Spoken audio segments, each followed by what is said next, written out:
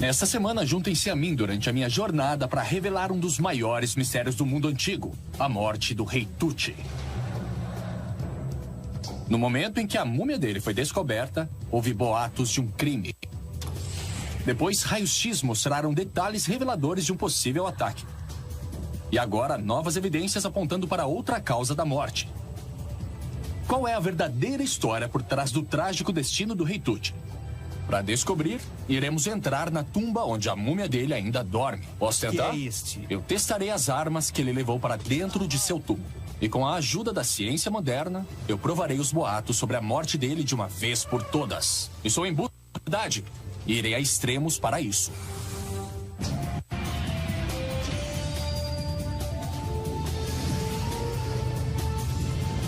Em busca da verdade.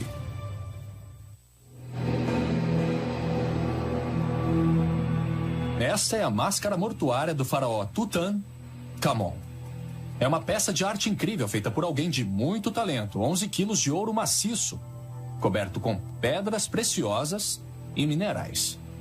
Por trás está o rosto de um garoto, morto aos 19 anos. Eu sou Josh Bernstein e eu vim ao Egito para saber mais sobre as recentes descobertas que poderão esclarecer a misteriosa morte do garoto de ouro, o Rei Tut. Minha jornada começou em Luxor, cerca de 720 quilômetros ao sul da capital do Egito, Cairo. Mais de 3.000 anos atrás, antes de a vida dele ser interrompida, o faraó Tutankhamon governou aqui dessa antiga cidade, às margens do rio Nilo. Os arqueólogos a chamam de Tebas, seu nome grego. Mas para o menino rei, Tutankhamon, a cidade era chamada de Waset. E era seu lar. Durante a época dos faraós, os egípcios acreditavam que o Nilo simbolizava a viagem da vida deles. O Oriente, onde o sol se levantava, representava o nascimento. E o Ocidente, onde o sol se punha, representava a morte. Ao cruzar o Nilo, estou seguindo uma das jornadas de Tutankhamon, quando sua vida chegou a um fim abrupto e seu corpo viajou para o oeste, para o Vale dos Reis.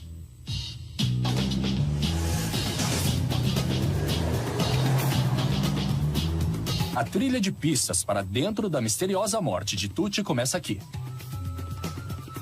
E se alguém pode me ajudar a descobrir a verdade... Oi. Olá, doutor. É meu bom amigo, Dr. Zahi Hawass. O rei menino dessa época. O menino de ouro, sim. Então aqui no Vale dos Reis. Sim. Por que aqui? Porque este lugar é silencioso, é seguro, pode ocultar um túmulo e tem a forma de pirâmide. E eles decidiram que este poderia ser o lugar de descanso de todos os reis do novo reino. E o Rei Tut era um deles. Uau! Vamos lá ver o túmulo dele? Vamos lá. Legal. Na época de Tutankhamon, os faraós egípcios tinham parado de construir túmulos pirâmides. Em vez disso, abaixo de montanhas em forma de uma pirâmide natural, eles começaram a abrir câmaras funerárias na base das rochas. Em 1917, um arqueólogo britânico chamado Howard Carter veio a este vale. Ele ficou intrigado por evidências vagas de um túmulo não descoberto. Carter escavou aqui por 4 temporadas antes de enfrentar um ultimato. O patrocinador de sua escavação, um rico aristocrata inglês chamado Lord Carnarvon, concordou em financiar as escavações por apenas mais um ano. Por incrível que pareça, nesse ano, a mais rica descoberta da história da arqueologia foi feita. A gente pode entrar? É claro. Legal. Trouxe lanternas. Ótimo.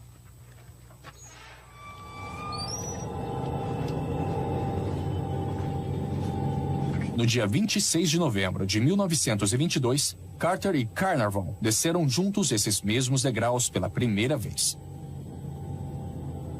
Eram esses os degraus? Sim. O Carter foi na frente. Então isso não mudou nada. No fundo, Carter fez um pequeno orifício na entrada da tumba. E pelo buraco viu coleções inimagináveis de riquezas. Ele olhou lá dentro e Lord Carnarvon perguntou a ele: O que você vê? E ele disse: Coisas maravilhosas. Uau! Coisas maravilhosas. Do outro lado da parede havia mais de 5.000 artefatos. Eles estavam entre os tesouros antigos e mais espetaculares que o mundo já vira. Todos muito juntos em poucos e pequenos cômodos. Hoje, o primeiro cômodo em frente à entrada é chamado de O Anexo. Agora vazio, ele está proibido para turistas. Eu nunca entrei na sala dos tesouros chamada de Anexo com uma câmera. Então essa isso é a especial. primeira vez. Só para você. Isso é especial. Mas eu tenho que dizer, você consegue imaginar isso aqui com todo aquele ouro? E artefatos de ouro, e estava tudo em camadas, porque eles escavavam até bem fundo e colocavam lá a maioria dos artefatos.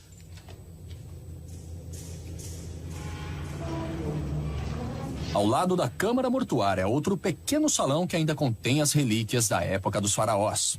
Este é o tesouro. Isso aqui veio mesmo dessas tumbas aqui. Isso foi deixado para trás. Veja só esses hieróglifos. Levaram todo o ouro. Você pode tocá-los. Tocar o passado. Isso é tão legal, gente. É demais. Tocar o passado. Então, doutor, como é que deve ter sido esse lugar? Isso era... cheio, né? O tesouro era cheio de artefatos e estátuas de ouro. E era o lugar mais precioso. E, olha, eu acho que não há nenhum outro túmulo que... O cofre e o anexo eram cheios de tesouros preciosos, todos organizados em torno da câmara mortuária de um rei dourado, Tutankhamon. É o tesouro arqueológico mais valioso já encontrado. É sim. Olha, Josh. Josh, olha o rosto. Ainda intacto, como quando foi descoberto, está o sarcófago dourado de um rei, cuja identidade e história de vida começaram imediatamente a perturbar os arqueólogos. A cobra picaria aqueles que se atrevessem. Sua elegante representação não era de um governante velho ou decaído, mas o retrato da juventude. E seus tesouros foram postos dentro de uma tumba minúscula para um faraó egípcio. Normalmente, os túmulos desses reis eram construídos durante seu governo e eram enormes, com até 100 cômodos. Mas o túmulo de Tut só tinha 4 cômodos, indicando que o trabalho aqui mal tinha começado. Todas as evidências apontavam para uma morte que pegou o antigo Egito de surpresa. Porque ele morreu de repente. Então isso foi o máximo que eles conseguiram criar na época. Então, quando o rei Tut morreu, eles tiveram que apressar as coisas. Pinturas simples, em vez de mais ornamentadas, também sugerem que a câmara mortuária foi preparada às pressas. Se você reparar bem, vai ver que o cenário mostra que o rei Tut foi enterrado no santuário. Olha aqui. As pessoas estão levando a múmia dele para a procissão funerária até a tumba. E se você olhar bem aqui... Imagens do entorno do corpo de Tut, cena de uma passagem à eternidade. Segundo a crença egípcia, tais imagens eram exigidas para tumbas dos faraós. Mas elas eram geralmente muito mais elaboradas do que essas. Os arqueólogos tinham descoberto um jovem rei, morto sem explicação, e uma preparação apressada para o enterro. Mas as coisas ficaram realmente bizarras quando o financiador da escavação, Lord Carnarvon, morreu apenas alguns meses após o túmulo ser aberto. Uma maldição sobre o túmulo de Tutankhamon foi declarada e a imprensa internacional não perdeu a oportunidade. A morte de outras personalidades no Egito e em todo o mundo foram atribuídas ao rei Tut. O fascínio pelo túmulo se espalhou pelo mundo todo e a maldição da múmia nasceu. Acha que tem alguma coisa estranha aqui? Sabe, mesmo com essa descoberta e com tudo o que aconteceu na época da descoberta dessa tumba, foi estranho o que aconteceu comigo. Eu sinto que tem um mistério sobre este rei. Magia e mistério. Hoje, a crença na maldição já é bem menor. Mas o mistério da morte do rei menino cresceu. Minha procura por pistas deve continuar fora dos muros do túmulo. Estou indo ao Museu Egípcio para ver o que eu posso descobrir com a nova casa dos tesouros de Tutankhamon. Um dos meus museus favoritos. Museu Egípcio. O corpo do rei Tut não foi enterrado apenas no sarcófago que eu vi no túmulo. havia 3. Um dentro do outro. Dentro do outro. E no interior de todos eles, pressionada contra a pele do rei menino, estava essa deslumbrante máscara dourada. Quem vai me ajudar a continuar a minha busca pelos tesouros que adornavam o rei morto é a diretora do museu, a doutora Wafa El-Sadiq. Tão especial aqui. Eu tô olhando pra ela é linda, mas por que eles gostavam tanto de ouro? Bom, o ouro era a carne dos deuses e ele se tornou um deus quando morreu. Sabe, este não era o fim, era o início de uma vida eterna, ok? E começamos por onde? Para os egípcios antigos, Tutankhamon estava se tornando um deus. Seu corpo foi coberto com tesouros utilizados para simbolizar essa transformação e protegê-lo na vida por vir. Mais joias. Sim, elas foram encontradas cobrindo a múmia. As faixas envolvendo a múmia continham centenas de joias simbólicas, como o escaravelho, a cobra e o abutre. E o que é que tem ali? E além das joias, a doutora Wafa me mostrou que alguns itens na tumba, como luvas e chinelos, foram encontrados nos tamanhos infantil e adulto. Isso levou os arqueólogos a concluírem que Tutankhamon foi coroado por volta de apenas 10 anos de idade.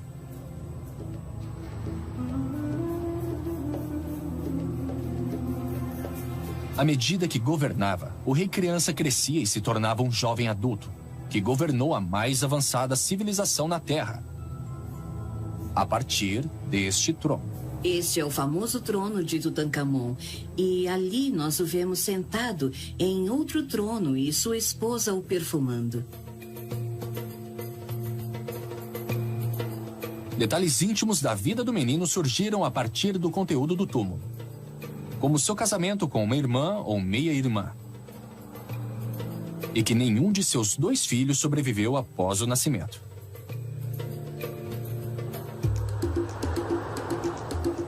A imagem que temos da vida do rei Tut tem ficado cada vez mais rica, mas ainda sem evidências sólidas da causa de sua morte. Minha busca precisa se expandir, dos artefatos de sua vida até os registros descrevendo a época em que ele viveu. Em um canto cheio do museu, a doutora Wafa me mostra um documento da época do rei Tut. Eu acho que este é o documento mais importante que temos naquela época, porque ele descreve a situação exatamente como era. Como se ele estivesse vendo o que acontecia. Isso, exatamente. Há templos que nunca foram limpos, deuses que nunca foram venerados, sacerdotisas que estão sem emprego. Certo? Não é isso que está dizendo aqui? Sim, é mais ou menos isso. A restauração Estela não menciona a morte do faraó, mas descreve um momento de crise durante o seu reinado. O rei Tut tinha sérios problemas nas mãos. Isso é mais importante do que o ouro e a prata e objetos preciosos. Sério? Sim, isso é mais importante do que tudo que a gente viu. Se temos um texto como este, você sabe, isso pra mim é muito mais valioso do que o ouro. Mais importante, é revelador. Porque é história. Parece que eu tenho uma nova trilha de pistas a seguir. Talvez eu possa resolver este mistério explorando os registros escritos do Egito Antigo, deixados tanto por escribas quanto pelos faraós. Estou no rastro de um antigo mistério, a morte do rei Tut. Oi, doutor. Eu cruzei o rio da vida, da cidade onde ele viveu, e desceu ao seu túmulo. Agora eu vim descobrir que indícios eu poderei encontrar nos registros do Egito Antigo. Ao contrário de algumas culturas antigas, os egípcios foram escritores prolíficos, especialmente durante a época do rei Tut. Talvez mais pistas sobre sua misteriosa morte poderão ser encontradas nos registros que deixaram, escritos em papiros ou martelados em pedra.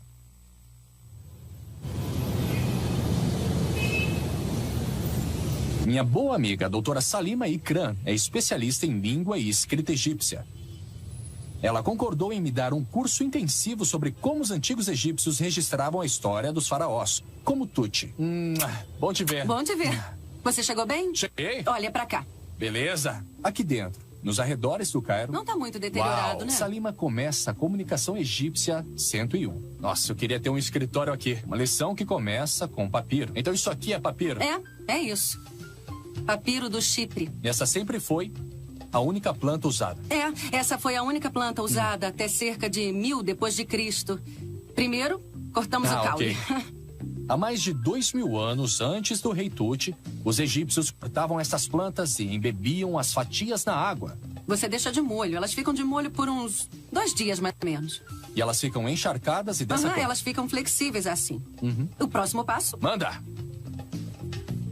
Retirar toda a água. Tá parecendo um programa de culinária. Parece um pouquinho, sim. E hoje nós vamos fazer um papiro. Por sorte, o faraó não vai pedir a nossa cabeça se a gente não fizer um bom trabalho. Entendi. Depois de cortar e ensopar, as fatias de papiro agora macias eram achatadas, trituradas e deixadas para secar em lençóis. Isso. Olha só que legal. Olha só. Será que você podia me mostrar como eles escreviam no papiro? Claro. Pode? Isso aqui é ocre. Usando cores que ocorrem naturalmente. Tiravam o vermelho do ocre vermelho e o preto do carvão vegetal. Os egípcios pintavam em papiros, criando uma das primeiras línguas escritas na história. Os hieróglifos começaram assim. Quer dizer, qual foi a evolução da escrita? Olha, antes eles só tinham imagens e depois eles passaram para a linguagem dos hieróglifos, com os sons e tudo um pouco mais organizado, sabe? Então, você conhece algum? Nossa. Um simples, a assinatura Ankh. A Ankh? Ankh. O Ankh do Tutankhamon, sim. Ok. Isso é o que o escriba faria. Então temos a Ankh de Tutankhamon. E você sabe o que significa? Sei. Ankh significa vida. Tutankhamon significa o ser vivo de Amon. Isso. Sério? A manifestação viva de Amon. Muito bom. Esse pincel tá bem grosso, hein? As mensagens de Tutankhamon seriam identificadas por sua marca. Esta carteira de identidade real marcava os monumentos oficiais e propriedades do rei, esculpidas pela eternidade em pedra. Nossa, muito legal, mas deixa eu ver isso aqui. Aqui você tem apenas metade de como registravam. Porque as coisas mais importantes eram naturalmente as inscrições feitas nas paredes do templo. E é aí que a pedra vai entrar. Mas isso aqui é muito mais bonito e leva muito mais tempo para fazer. Então isso aqui é Amon, isso é Tut e aqui Ankh. E aqui nós temos outras inscrições. Esse é o nome formal completo dele. Nós o chamamos apenas de Tutankhamon, mas o verdadeiro nome dele é Rekayunush Shemal. Então se alguém quisesse enviar uma mensagem para alguém, ele usaria papiro como um tipo de e-mail, mensagem de texto, mas se você quisesse um documento formal, ou se um rei estivesse tentando registrar alguma coisa, seria feito em pedra. A pedra era usada para documentação formal. Então, nos templos, se um rei tivesse lutado uma batalha especial e quisesse registrá-la para a posteridade, seria em pedra. E se ele comemorasse um festival especial, também seria feito em pedra. Porque se fosse em pedra, duraria para sempre. Então, se ele fez algo memorável, aquilo ficaria lá pela eternidade. À medida que a escrita foi evoluindo de imagens para a língua, os faraós do Egito Antigo começaram a deixar mensagens em todo o país. Estive aqui o suficiente para saber que o lugar onde os faraós realmente gostavam de deixar suas marcas era muito longe ao sul do Cairo, nos antigos templos de Luxor. O templo de Karnak é o maior complexo religioso de todo o mundo. E os faraós do Egito deixaram sua marca aqui também. Então isso torna este lugar perfeito para achar pistas sobre a vida e morte de Tutankhamon.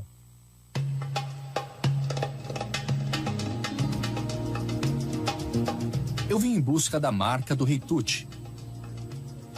E para me ajudar com isso, eu chamei o professor Donald Redford. Eu sou Josh. Oi, Josh. Muito prazer. Prazer também.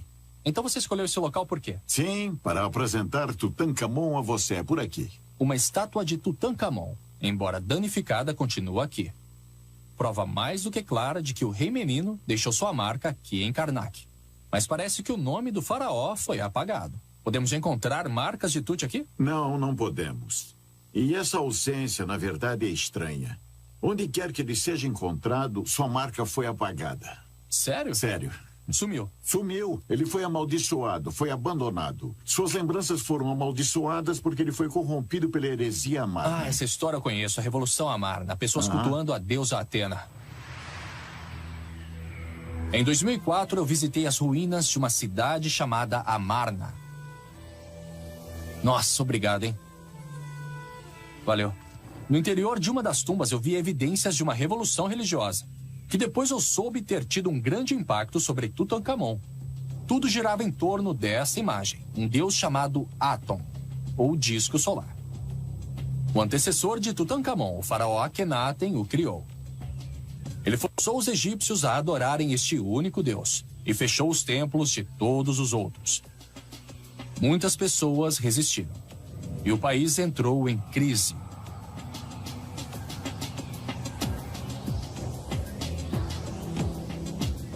Donald Redford me disse que o menino rei tentou reverter essa revolução e alguns acham que ele foi assassinado por isso. Será que ele pôs um fim nas crenças de Akhenaten?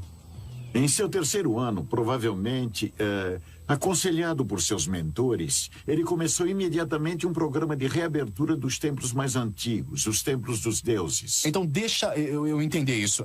Quando o rei Tut assumiu, o Egito estava em desordem. Sim, as finanças uma bagunça. Sim, foi. E para conseguir restaurar as coisas e colocar ordem nas coisas, ele disse, ok, essa coisa de Amarna, de Aton, disco solar, chega. Para colocar o sistema de volta onde estava antes de Akhenaton fechar os templos. Claro. Isso é muito maduro para o menino rei, né? Sim, eu tenho certeza que ele tinha mentores que estavam por trás dos bastidores. Eu entendi, claro que sim. Só dizendo o que ele deveria fazer, não é? Com ele sobre... Trabalhando de perto com seus conselheiros, Tutankhamon inverteu a situação que ele havia herdado. Alguns historiadores interpretaram isso como um sinal de força política, mas outros acham que Tut ficou no caminho dos planos de alguém. Então quer dizer que ele pode ter sido coagido a fazer isso. Ele era um jovem rei, ele tinha que deixar as pessoas felizes, o pessoal do Império feliz. Quer dizer, ele era maleável demais, era só um garoto. Os arqueólogos descobriram mais sobre o período de Amarna e o papel de Tutankhamon para acabar com ela. Suspeitas de um assassinato começaram a circular, citando os membros do tribunal de Tut como os principais suspeitos. O primeiro foi Horemheb. Ele era conselheiro militar de Tutankhamon e, mais tarde, se tornou faraó também. Foi ele quem tirou as marcas de Tut dos muros do Egito. O próximo suspeito foi Aya, principal conselheiro político do rei menino. Ele trilhou seu caminho através das posições do governo Amarna e se tornou faraó quando Tut morreu. Ambos os homens teriam se beneficiado da morte precoce de Tut, ou talvez de seu assassinato. Estou em uma jornada para descobrir o mistério em torno da morte do faraó Tutankhamon. Eu vi o sarcófago onde até hoje sua real múmia está. Descobri evidências de agitação política e religiosa durante seu reinado. Mas será que Tut realmente foi assassinado? Está na hora de voltar ao nosso homem do Egito, que pode ter a resposta. O Dr. Zahi Hawass. Sente-se nessa cadeira. Ok. Eu vou me sentar aqui e vou lhe contar... Legal. Tudo sobre esse rei. Legal. Sabe, a múmia foi radiografada 2 vezes e o resultado foi que o rei Tut foi assassinado. Eu tenho explorado essa ideia. Eu sei. Pode ter sido política, quem sabe até o Horemheb. Sim. Acontece que o crânio do rei Tut foi radiografado 2 vezes e por 2 vezes apareceu um buraco na base do crânio. Este buraco foi a prova que os arqueólogos vinham procurando. A teoria da morte por ataque. A teoria de um duro golpe na parte de trás da cabeça tornou-se popular, mas para Zahi, a investigação continuou. Sabe, eu tive bons momentos em minha vida, em arqueologia. Grandes momentos que eu nunca esquecerei. Em um deles, o melhor deles, foi o que eu fiquei cara a cara com o rei Tut. Você ouviu? Aquilo foi incrível. Eu imagino. Olhar para o rosto dele. Em 2005, Zahi e uma equipe internacional desceram abaixo do Vale dos Reis e tiraram o rei Tut de seu túmulo para examiná-lo com uma máquina de tomografia computadorizada. A máquina fez quase 2.000 imagens do corpo, criando um modelo 3D, que deu a Zahi a melhor imagem do rei menino já feita. E acabou com os boatos de assassinato. Quando os arqueólogos examinaram, eles descobriram que não houve golpe nenhum na parte de trás da cabeça. Não? Nada? Não. Mas tinha um buraco. Aquele buraco não foi porque ele foi assassinado. Aquele buraco foi por causa do processo de mumificação que era feito na dinastia 18. Eles abriam buracos como aquele para colocar líquido lá dentro. Sério? Lá dentro. Quer dizer que não deram uma paulada nele? Não. A segunda coisa é que não houve crime. Nada? Nada. Tem certeza? Eu tenho certeza. Mas depois de examinar provas da tomografia computadorizada, Zahi descobriu um novo e intrigante fato sobre a morte de Tutankhamon. Por mais de 3.000 anos, o corpo mumificado escondeu um segredo: a perna esquerda quebrada. Um ferimento que pode ter causado a morte de Tut. A ideia de um assassinato é bastante emocionante. É um mito, é um mistério. Mas eu estou muito feliz por estar com os estudiosos, com os arqueólogos, quando eles descobriram a verdade. Desde o início, eu disse a mim mesmo, eu espero que este menino, esse belo jovem dourado, não tenha sido realmente assassinado. Então a ideia é de que ele não foi necessariamente morto por razões políticas ou assassinado, mas que ele morreu por razões médicas. É nisso que eu acredito agora. Foi uma espécie de acidente que aconteceu com ele. Ao ver a tomografia computadorizada, os arqueólogos começaram a se perguntar: poderia um rei egípcio realmente ter morrido por causa de uma perna quebrada? Para descobrir, eu estou passando de assassinato para medicina. Em Alexandria, Egito, existe um médico que sabe como o rei Tut ter sido tratado há mais de 3.000 anos. Seu nome, Dr. Sameh Arabi. Olá. Eu vim ao consultório certo. Josh, muito prazer. Bom, o doutor trouxe isso aqui para o senhor. Eu imagino que seja emocionante olhar para os ossos de um faraó. É, sim, é muito emocionante. Então, isso aí é um ferimento grave ou não? É um ferimento grave. Muito grave? É, um trauma grave, sim. Porque, pelo que eu saiba, quebrar um fêmur não é fácil, não é? Não é fácil. Este é um dos ossos mais duros do corpo. Ele está coberto por uma massa de músculos, por isso não é fácil ser quebrado. E será que isso pode ter matado ele? Bom, ossos quebrados geralmente não matam ninguém, mas há 2 fatores que podem surgir com um grande trauma como este. Eu esperaria o sangramento, muito sangramento. Outro ponto é a infecção. Quanto tempo levou para que ele recebesse cuidados médicos? Então, deve ter sido uma lesão grave, alguém deve tê-lo atingido com um objeto duro, ou ele pode ter caído de um cavalo, ou sei lá, de alguma coisa assim. E, doutor, será que a gente pode... Porque eu sei que essa é uma área de seu interesse. Será que teria como voltarmos no tempo e o senhor me mostrar a medicina egípcia? Sim, nós podemos fazer isso. Vamos até a sala de exames que eu vou te mostrar. Ah, é? Beleza. Eu vou ser o rei Tut. Você vai ser o rei Tut. Maravilha. O senhor, então, vai ser o meu médico. E eu vou ser o médico real. Legal. Por aqui. Os médicos do rei Tut eram estudantes devotados da medicina natural. Nela, eles encontraram tratamentos e medicamentos que podem ter ajudado o rei Tut a permanecer vivo. Eu não me sinto muito bem, eu tô mal. Bom, então, antes de mais nada, temos que parar o sangramento. Tá bom. Carne crua era usada para parar o sangramento. Isso é um pedaço de carne. Basta a gente colocar aqui e isso tá frio. A casca do salgueiro era usada como analgésico. Você vai ver que... Salicina. Esse eu conheço. Sim, é o principal sim, ingrediente da aspirina. Mas para Tut, com uma ferida aberta e a perna esquerda quebrada, a principal ameaça à sua vida foi uma provável infecção. Será que eu posso usar alguns desses itens para fazer parecer uma ferida?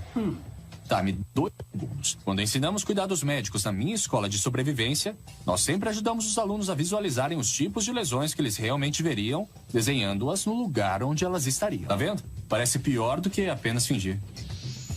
Bom, vamos aplicar um pouco de mel aqui. É uma coisa chamada higroscopia. Chupa a água. Ele puxa a água para fora. É isso. Isso mataria qualquer organismo. Isso aqui é mel comum? É só mel. Pode provar. Não. Mel. Eu sei que mel é estéril, não é? Então, estéril, quer dizer que nenhum organismo consegue sobreviver nele, não é? E se nenhum organismo consegue proliferar em mel, então não poderá ter infecção ali. Sério, tinha penicilina naquela época. O mel era um antibiótico, exatamente como o pão mofado. Não se preocupe, isso aqui é antibiótico. Olha só, eu quero ver o que é que você vai colocar na minha perna antes de você colocar na minha perna. Olha só isso aqui, caramba. Isso aqui é pão bolorento. É pita, certo? Pão árabe bolorento. Também conhecido como penicilina. E mel também. E aí os micróbios não entram. Não entram. Sem micróbios. Legal, não entram. A infecção era uma preocupação enorme para os antigos egípcios. E eles descobriram muitas maneiras de evitá-la. Se você apertar, você tira o suco. Foi descoberto que cada uma dessas coisas é uma substância especial, parecida com um antibiótico. Ah, beleza. Me dá esse pedaço grande aí. Me dá metade. É como fazer suco de cebola. E eu vou ter o cheiro mais esquisito da história no joelho. Olha só pra isso, gente. Isso mesmo. Sobreviver? Ah, sim, claro que vai. Ok. Entre carne, entre mofo, casca de salgueiro, mel, esses antigos egípcios conheciam seus medicamentos. E, no entanto, o rei morreu. O que faz você ficar pensando? Porque, para mim, o mundo do faraó era um mundo de proteção. Ele tinha assessores, ele tinha conselheiros, ele tinha pessoas que viviam lá para protegê-lo. E, no entanto, nós sabemos que esta era uma lesão muito grave. Não é fácil quebrar um fêmur. E ainda mais morrer disso. Então, talvez, o rei não estivesse tão protegido, afinal. Isso faz você pensar o que ele fez para estar nessa situação. Eu vou dar outra olhada na vida do rei Tut no Museu Egípcio. Nossa! Mais uma vez, a diretora do museu, a doutora Wafa El-Sadiq, concordou em me mostrar o local. Mas dessa vez, ela vai me falar sobre o rei Tut, o guerreiro. E o que é esse artefato aqui? Bem, isso está mostrando Tutankhamon em sua biga com seus belos cavalos. Este famoso baú mostra Tutankhamon caçando e em guerra. Tudo na parte traseira de uma biga. Quando os bens do túmulo foram levados e estudados, os arqueólogos começaram a ver que este jovem faraó não era apenas rei, mas um líder militar em treinamento. Então esses são os arcos de Tut. Sim, estes são os arcos. Ele tinha vários. Sim, e ele tinha muitas flechas também. E essas são as cordas de arco. E aquilo parece um funda. Então ele foi um arqueiro bastante entusiasmado. O túmulo do rei Tut continha uma riqueza de armas, mais de 50 arcos. E um monte de flecha também, Sim. né? E 400 flechas. Mas o item mais valioso do túmulo era esta biga. O rei Tut foi enterrado com 6 destas. Essa era totalmente funcional e coberta de ouro. Nós temos todos os elementos da biga nessa.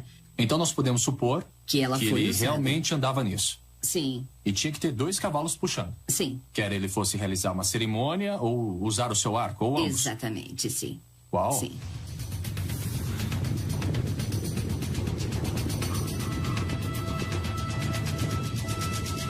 Embora ainda apenas uma criança, Tutankhamon teria sido exposto à arte da guerra. Seu túmulo estava cheio com as armas do Egito Antigo e com evidências de que ele estava aprendendo a usá-las.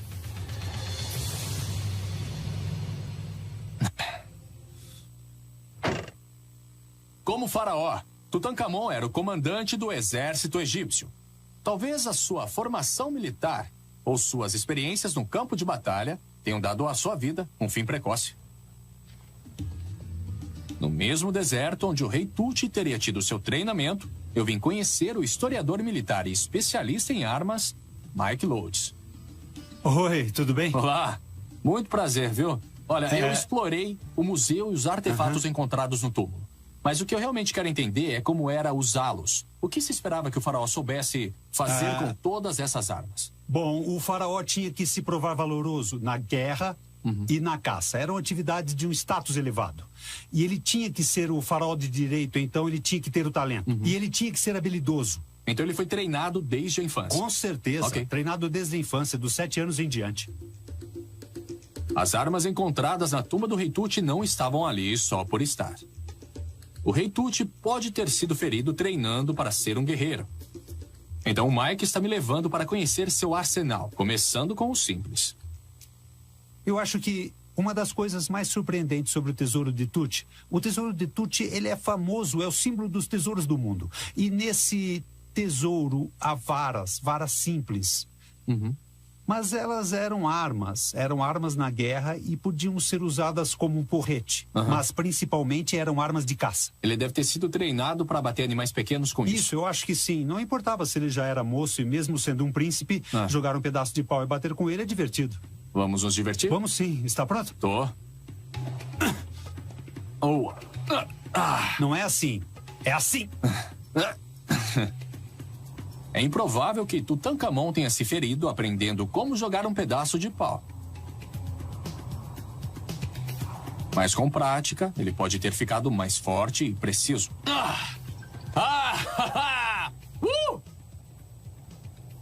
No túmulo de Tut havia várias armas do período. E o jovem rei teria praticado com todas elas. O item que mais me surpreende nesse túmulo real é a funda, porque é uma funda realmente básica, uma funda simples. Quer dizer, esta é a arma de um pastor, é uma arma muito humilde, mas é muito sofisticada na maneira como foi feita. A funda era uma arma antiga e eficaz. Mas a verdadeira sofisticação militar para o faraó egípcio veio com o arco e flecha. Mike, eu sei que durante a época dos faraós, nenhuma arma foi mais mortal do que esta. Com certeza. E é também uma arma de status elevado. Bom, esta, como você deve ter percebido, é semelhante às armas que você já viu no museu. Parece sim. Mas as que você viu no museu têm um formato completamente diferente, que é este. É um W achatado. E as pessoas achavam que não era a mesma forma, que eram dois tipos diferentes de arco. Mas quando você pega nas mãos, parece que se dá uma mágica. Na verdade, ela muda de forma, ela se transforma neste arco angular. E então eu repito, quando você arma o arco, ele fica parecendo um belo arco crescente. É um equipamento extraordinário. À medida que Tutankhamon foi crescendo, o perigo em seu treinamento foi aumentando. Ele deve ter começado a aprender a caçar. Depois a dirigir uma biga. A meta final deve ter sido a de combinar essas duas habilidades em uma nova e arriscada arte, a biga de guerra.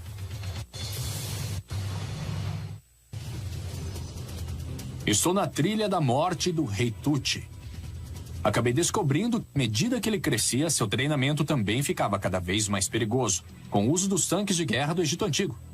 Isso é maravilhoso. Isso aqui é lindo. Isso, desde pessoas que usavam arcos de madeira, varas de arremesso e fundas.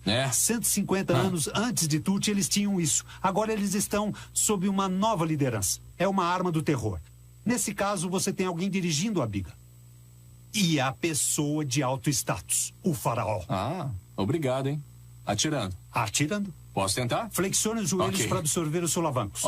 Nossa, você vai ter que escolher o seu momento para fazer isso, porque é muito complicado. Eu tô vendo que você colocou um alvo ali para mim. É isso então, mesmo. Beleza, vamos lá. Vamos lá. Ai! Vamos lá! Vai! Eu já tinha andado com um arqueiro e uma biga antes. E eu sei que existem 1000 maneiras da gente se machucar. Os cavalos podem se assustar. Você pode bater numa rocha ou simplesmente escorregar. Mas com um pouco de prática, você consegue dar um bom tiro também. Mas segundo Mike Lourdes, foi exigido um truque ainda mais arriscado do rei Tut. É difícil. Você achou isso difícil? O que o faraó fez e que ninguém mais fez? Bom, ele tinha um regimento inteiro de guerreiros em bigas, todos com uma pessoa conduzindo e outra atirando. Mas para colocá-lo acima disso, para dar a ele o status de um deus, o faraó iria conduzir sozinho, por conta própria, e atirar com arco. Um nível altíssimo de dificuldade e um grande nível de perigo também. Eu vi desenhos assim de Tutankhamon, mas eu sempre pensei que fosse mais tipo uma arrogância política, que eram imagens e obras de arte, mas não necessariamente da vida real. Você está certo. E nós não podemos realmente saber quanto é invenção e quanto é verdade. Com certeza consideravam isso uma pessoa amarrar as rédeas em torno da cintura. Isso provavelmente não é verdade, mas esse é o nosso desafio, não é? Poderia uma pessoa controlar uma biga sem usar as mãos? Vamos descobrir. Vamos! Ya! Os cavalos do rei Tut devem ter sido habilmente treinados. Ya! Vai! Ya! Vamos, cavalos! Vamos! Ya! Ya! Vai, cavalinho, vai! Os meus não são.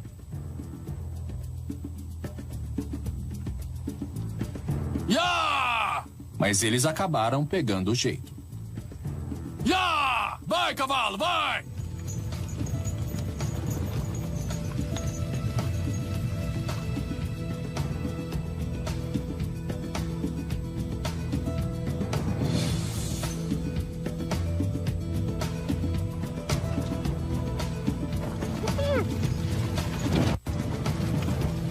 Ya!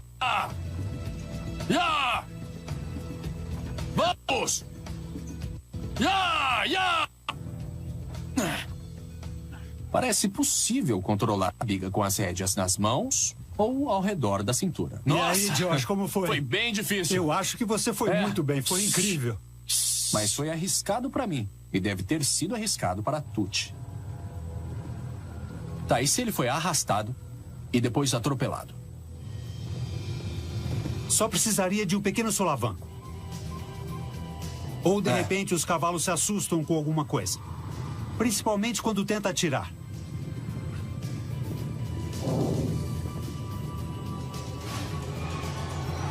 Ou, olha como este eixo é fino. As bigas são leves, são bastante leves mesmo. Mas há um perigo inerente aí. Porque, veja, se a biga dele tombou de repente para um dos lados, ele pode ter caído ainda amarrado nas rédeas e ter sido arrastado. Quer dizer, isso seria muito grave. Claro. Então a ideia disso não ser apenas uma arma de guerra, mas de ter sido o objeto que acabou ferindo ele. Há alguma validade nisso? Alguma veracidade nisso? Isso é bem provável. Tutankhamon. Rei, criança e guerreiro. Das relíquias da sua vida, as maravilhas da ciência moderna, surge uma nova teoria. A morte por um trágico acidente. Mais uma vez, eu vim conversar com o Dr. Zahi Hawass. Aprendi muito sobre Tucci. Resolveu o mistério? Tô chegando lá. Você acha que correr em uma biga quer dizer, é difícil, eu posso te dizer. Sabemos que ele foi guerreiro, sabemos que foi o comandante, sabemos que ele foi... Um caçador. Um caçador. E ele tinha 18 anos, né? Ou 19. Então ele provavelmente tinha muita coragem. Ele fazia coisas que talvez não fizesse agora. Mas... então será que foi isso que o levou à morte? Ele poderia estar caçando em cima de uma biga ou poderia estar lutando, ter sido jogado para fora da biga, mas aquela fratura foi muito grave. E eu acho que uma infecção ou impacto podem ter sido a causa da morte dele. Com apenas 19 anos, o rei menino do Egito, Tutankhamon, morreu de repente. Aparentemente devido a complicações relacionadas a um devastador ferimento. Um fêmur quebrado pouco acima do joelho esquerdo. Todas as evidências apontam para um acidente e para a biga como a causa provável. Nossa, isso tudo é incrível. Das profundezas do túmulo do rei Tut aos campos do seu treinamento militar. Eu vi boatos de um assassinato silenciarem.